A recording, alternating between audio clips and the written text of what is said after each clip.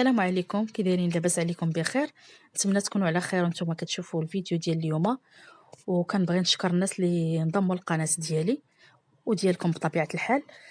بالنسبه للوصفه ديال اليوم غادي نوجد معكم حريشات صغار كيف ما كتشوفوا في الفيديو، بمقادير اللي بسيطه وكيجيو زوينين ورطبين. وغنوجد معكم الرز برجيلات ديال الكالامار كيف ما شفتوا قبل في الفيديو في الاول ديال الفيديو، وحتى هو كيجي زوين وكيجي لذيذ ومقادير اللي بسيطه.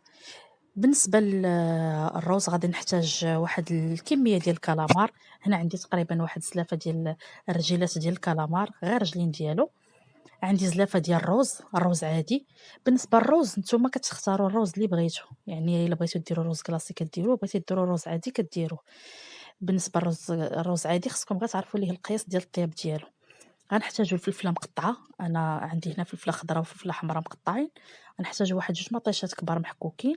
بالنسبه للتوابل غنحتاجو معلقه كبيره ديال التحميره او الفلفل الاحمر. غنحتاجو شويه ديال الخرقوم، شويه ديال الزعتر، شويه ديال البزار، وشويه ديال السكينجبير، والملحه على حسب الذوق.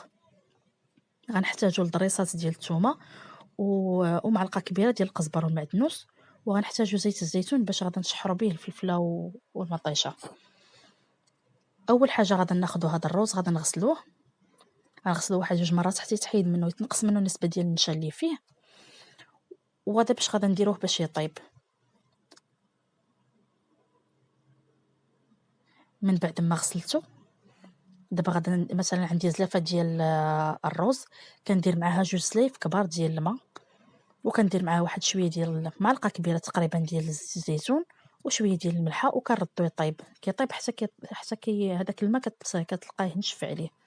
في مقله واحده اخرى غندير شويه ديال الثومه، هذوك الطريصات ديال الثومه اللي كانوا عندي ديجا حكيتهم، وغنديروا عليهم الفلفله ونردوهم يتشحروا مع شويه ديال الملحه. من بعد ما كيتشحروا كنضيفوا عليهم مطيشه محكوكه والربيع، القزبر والمعدنوس، وهذيك التوابل اللي ذكرتها قبل. تشحر واحد شويه عاد باش غادي نزيدوا عليه الكالامار. هاد الرجيلات ديال الكالامار ما كيحتاجوش طيب بزاف، يعني كنردوهم غير واحد شويه صافي دغيا كيطيبوا تقريبا واحد 5 دقائق. كيكون هذاك الروز ديجا حتى هو طاب وجد. نتوما كتشوفوه راه ما كيتعجن ما والو. واللي بغى يدير روز كلاصي او لا اي نوع اخر ديال الروز كيديروه. صافي كنقص من هذاك الكالامار اللي طاب مع هذاك المطيشه والفلفله، كنقص منهم شويه باش نخليه حتى نحطهم الفوق. بالنسبه للحرشه كنحتاجو البيضه، كنحتاجو شويه ديال الملحه، كنحتاجو واحد المعلقه صغيره ديال الخميره، غنحتاجو كاس ديال الحليب بارد بحراره المطبخ. كنحتاجو بالنسبه اللي كيبغيهم يكونوا حلوين كيدير كاس ديال سنيده. انا ما كنبغيش حاجه تكون حلوه بزاف، قدات غير كاس لاروب. كاس ديال الفورس وكاس ديال الزيت، وواحد نص كيلو 500 غرام ديال السميده رقيقه، وجوج ديال الساشيات ديال الخميره ديال الحلوى، وساشي ديال الفاني. وكنحتاجو السميده الغليظه باش غادي نقرصوها. غناخذوا اناء غنديروا فيه اول حاجه البيضه، غادي نضيفوا على داك السكر وشويه ديال الملحه. ضروري ما ديروا شويه ديال الملحه باش يتعدل لينا الذوق. غادي نضيفوا داك الكاس ديال الزيت، غنخلطوا العناصر، شويه ديال الملحه، نخلطوا هذوك العناصر مزيان حتى ينسجموا. غنزيد عليهم ساشي ديال الفاني،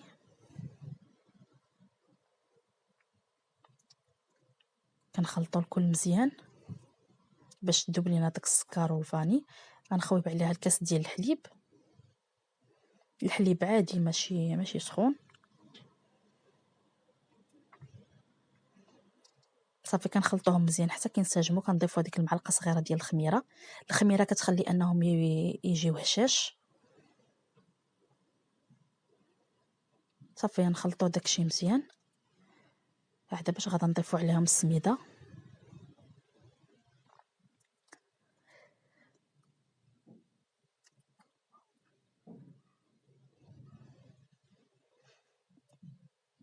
بالنسبه للسميده الا بقاو تضيفوا بشويه بشويه وتضيفوا عليه هذاك الكاس ديال الفورس او الدقيق الابيض.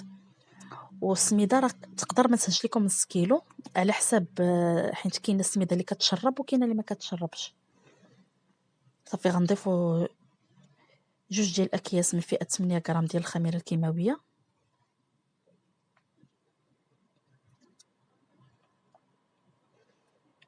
نحركوا داكشي مزيان العناصر كلها باش تنسجم. السميده كيف ما قلت لكم كتبقاو تضيفوا غير بشويه بشويه.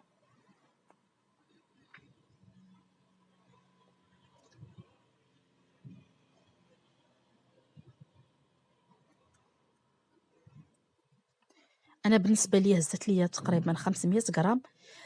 كاين اللي بعض المرات الا كانت السميده كتشرب بزاف ما كتهزش 500 غرام كلها، كيبقى منها مازال. بالنسبه للقوام ديالها هي راه كتبقى شويه جاريه، ولكن كنخليوها. هانتوما كتشوفوا القوام ديالها كيفاش كيبقى. ملي كنغطيوها وكنخليوها ترتاح، كنخليوها ترتاح تقريبا واحد 15 دقيقه حتى ل 20 دقيقه. منها كترتاح وهذيك السميده كتشرب باش كتولي ملي كنبغيو نكوروها كتجي سهله في الجميع. هانتوما كتشوفوا ملي خليتها ارتاحت وجدت اللاطه اللي غادا ندخلها فيها الفرن.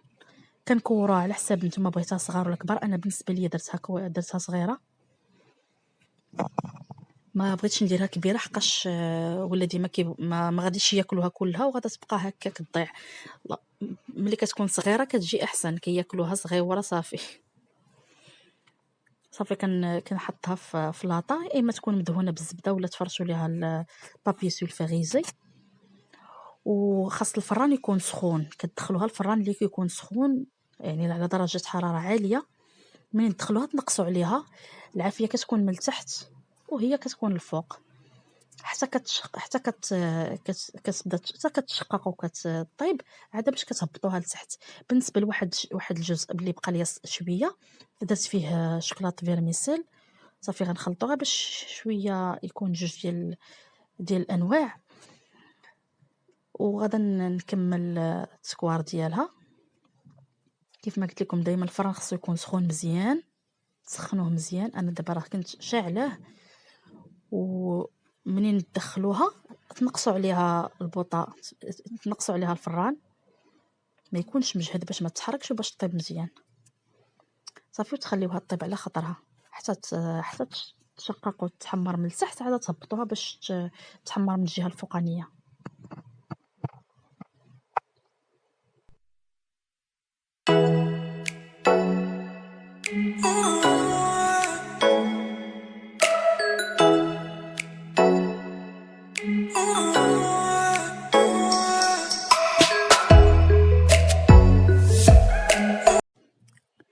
بالنسبه للروز من بعد ما كيطيب، هو كيفاش كيجي زوين ولذيذ وسهل في التحضير. كنحط فوق منه داك شويه ديال الرجيلات مع لاصوص من الفوق، وكتجي هي وجبه اللي هي سهله وسريعه. تقدروا توجدوها في الغداء ولا في العشاء او كوجبه مرافقه لشليضات اخرين ولا شي حاجه.